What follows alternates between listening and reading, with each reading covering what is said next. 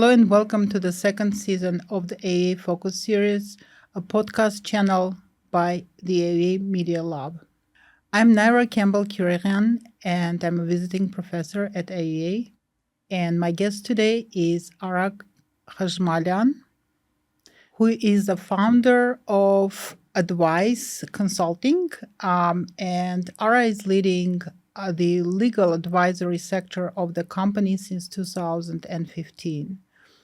He's also recognized as one of the leading lawyers in Armenia in the fields of complex commercial transaction, corporate law, labor law, tax, M&A, and intellectual property. Hello, Ara. Hi. And welcome Thanks to for AUA. having me. So, today we're going to talk about very important for Armenia topic, copyright, and specifically copyright in Armenia. How would you explain copyright in a simple terms to someone outside of the legal field? And what makes copyright different from trademark, patents, and in practice? Well, the English word has an explanation built into it. The copyright started off as the right to copy a work of art or science. Today, obviously, with how the creative industries have changed, we're not copyrighting just books and paintings. It's much more about digital content nowadays, and we don't actually have physical copies anymore all that much. But in a nutshell, when a person, an artist, a scientist, a student, creates a work of art or science, they, by putting it on paper or by performing it for the public, create a copyrightable work, a work that is protected by copyright, and the protections have begun in some countries as early as the 18th century. At the international level, it goes back to the 19th. In Armenia, we have had copyright laws as early as the Soviet times, but we do have them from the onset of our independence as well. And in a nutshell, copyright means that when you create something that's a work of science, of art, that work is protected and you can control how it is commercialized. And that part explains why it is important, because it provides an avenue for the creators to commercialize their creations and earn a living from that. I had my second question actually already related to importance of copyright for the creators in Armenia, but also what role does the copyright play in the commercialization of that creative work and digital platforms as well? Well, we are facing a changing landscape there. Historically, artists, for one thing, mostly made their money from selling copies, selling records. Today, with the digital transformation happening around us, many have shifted to live performances. And it's a testament to how difficult it has become to enforce copyright in the digital era.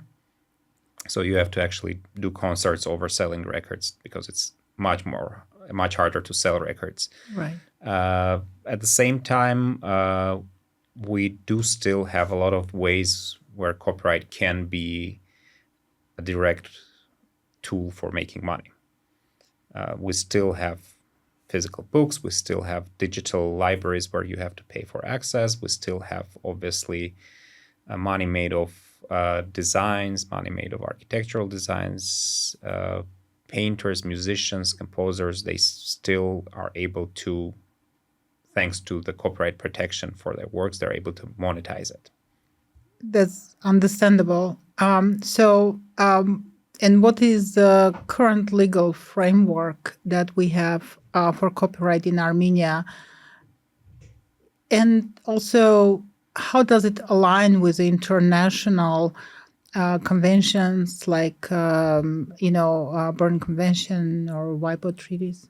Well, the Berne Convention, which you mentioned, serves as a basis for copyright legislation in pretty much every country. So when you look at copyright laws, they're not drastically different from country to country. There are some minor differences. For example, in terms of what's allowed to be used for free. In Armenia, we have a free use exception, which is a bit different than, for example, from the fair use exemption in the US. But by and large, the copyright laws across the world are roughly similar. There are some aspects in Armenian law which are not yet there. There is a project in works to introduce the so-called concept of statutory damages, which is when a copyright violation occurs, the author can sue the offender and get a fixed amount of compensation even if they're not able to prove actual damages. This is very important when we're dealing with black market use, where evidence of the scope of commercial use is not easy to get. So it will enhance protection in those areas where it's not easy to prove the scope of the violation or the actual damages. We are actually right now having an overhaul of the copyright law in Armenia. A new draft has been introduced for about 2 years. It's being discussed. It introduces some minor changes in terms of what is protected and how it is protected. The changes are more substantial in terms of collective management of copyright, but that's a topic for a whole other podcast. So let's not delve there yet. Sure. And do you know approximately when we can expect that law to be enforced? Assuming it will move forward as planned, we might have it by the end of the year, but I don't want to make any certain predictions. Many people ask me, that's why I asked that question. So how do Armenian scientists, musicians, creators, composers, authors typically approach copyright? And can you share some examples of success stories as well as disputes in Armenian creative industry? Well, there is an overall lack of awareness when we talk about both creators and users. Even authors themselves and performers, for example, don't always understand that they have to get rights. They have to pay for the rights to use something that's not theirs. On the other side, they don't always understand how they can monetize their own creations. So a lot of work has to be done as far as explaining that you have to pay when you use somebody else's copyrightable material, and you can claim payment when somebody else uses yours. We had some relatively large success stories with the leading creators in Armenia. For example, when we talk about Martyros Saryan, his heirs have been successful in enforcing his copyrights, and they are currently collecting for pretty much every noticeable use of his works on product packaging, advertisements, whatnot. At the same time, we have a lot of gray areas when it comes to situations such as performance of songs, public performance of any works. Basically, mostly it's music, but it could also be video. When you go to a restaurant and you enjoy the music that's playing there, more likely than not, the restaurant hasn't paid for playing the music there. And the payments aren't all that large either. It's between 100 and 200,000 AMD per year. But the realization is not there that you have to pay for it, because the restaurants think they're selling food and not the music, but the music is still a part of the experience, right? And in that sense, I'd say awareness, and also one important aspect of all of this is the realization that intellectual property, it's still property. We don't think about pirating a song in a way we would think about taking somebody else's bicycle for a ride. One is definitely perceived as unethical and unlawful. The former, well, we don't see an issue there because we're not taking anything physical. But the fact that copyright is often manifested in non-physical ways, especially in the digital format, doesn't mean it's not somebody's property. And that is something that even law enforcement, unfortunately, struggles to comprehend. For them, it's no harm done because they can't feel what is copyrighted, what is being violated. for explaining. When I visit actually the vernissage, I see a lot of items there by Sarian, like on the cups and plates and the ceramics. And is it legal to put stuff like that on on the products? It is if you pay.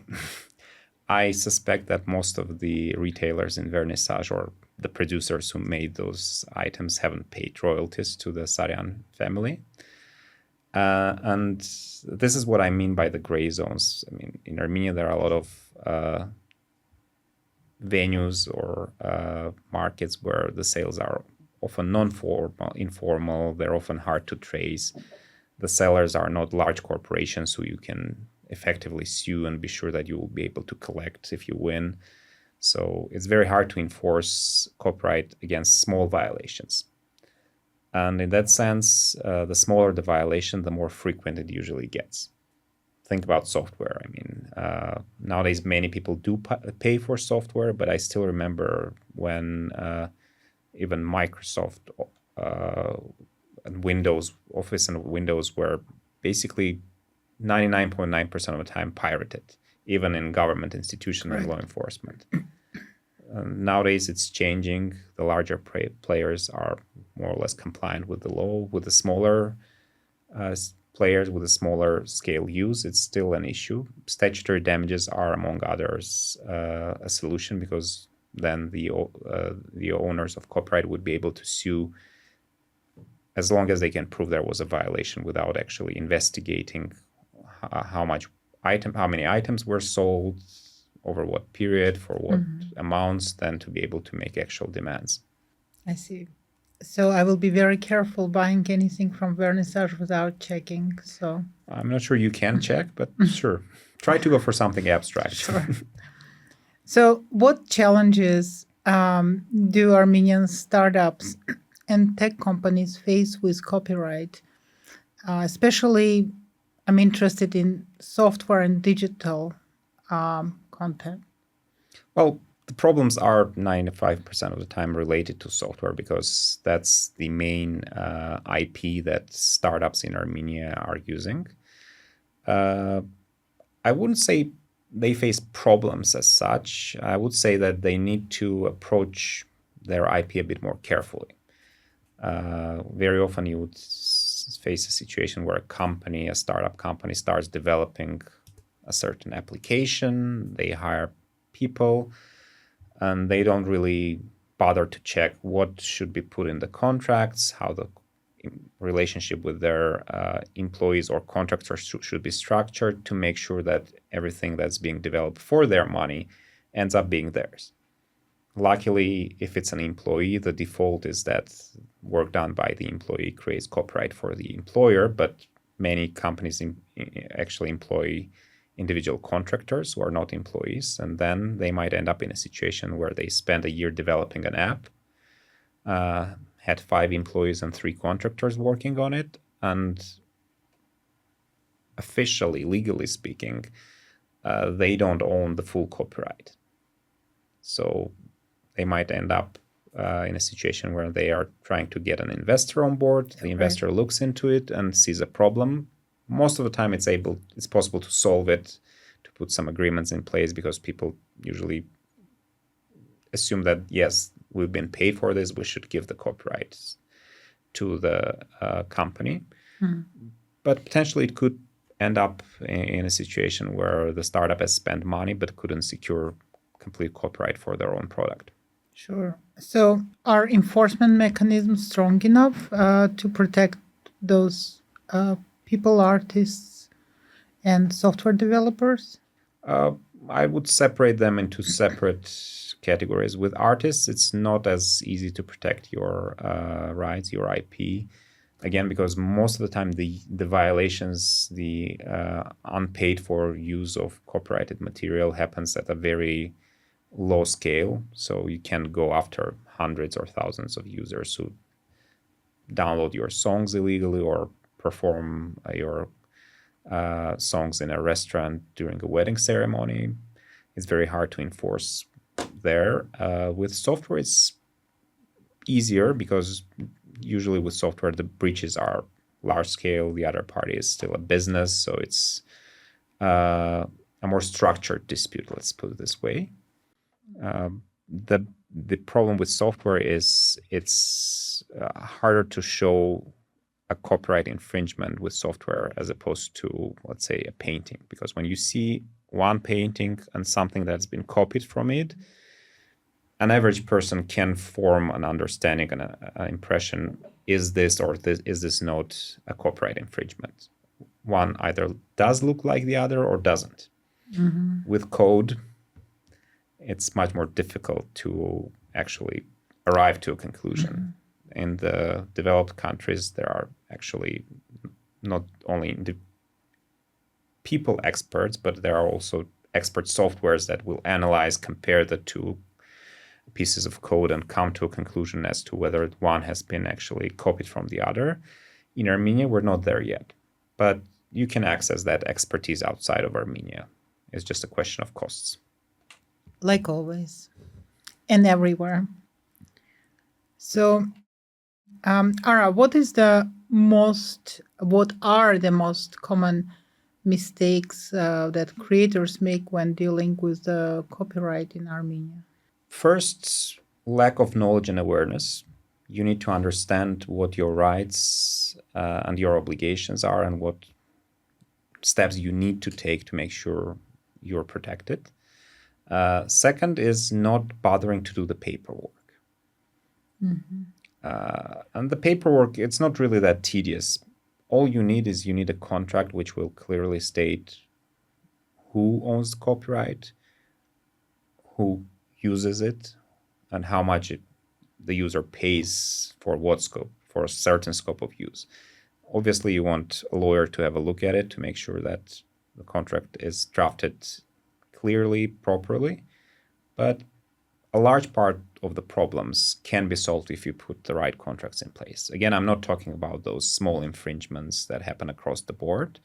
That is a law enforcement issue. But at least when you deal with a business partner, when you deal with a customer, you do need to really be sure that you put the correct paperwork in place before you start the relationship.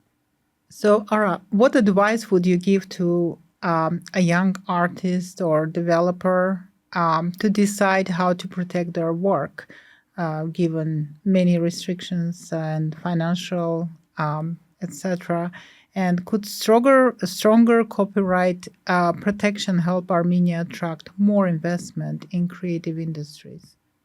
In terms of what to do, luckily protecting copyright, making sure you have copyright protection is not that expensive. All you have to be able to prove is that you're the author and you've created it at a certain moment of time. So if it's a song, just make sure you record it, save the file, and that's your evidence that you have created the song on date X.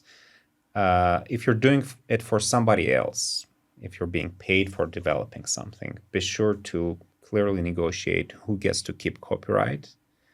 And obviously, it might be that you work for somebody and they get the copyright at the end of the day and you get compensated. But it could be that they're not willing to pay to buy it and they just need to use it in a certain way. And then you just license it to them and you're free to use it in other ways, license it to others, monetize it in another manner. And to be sure that you're in a good place there, again, consult with a specialist so that the contract clearly distinguishes what's yours, what's theirs, what are the terms of use, and move from there. In terms of improving enforcement as an avenue for attracting creative industries, I'm pretty sure law enforcement is not our big problem in terms of bringing creative industry business.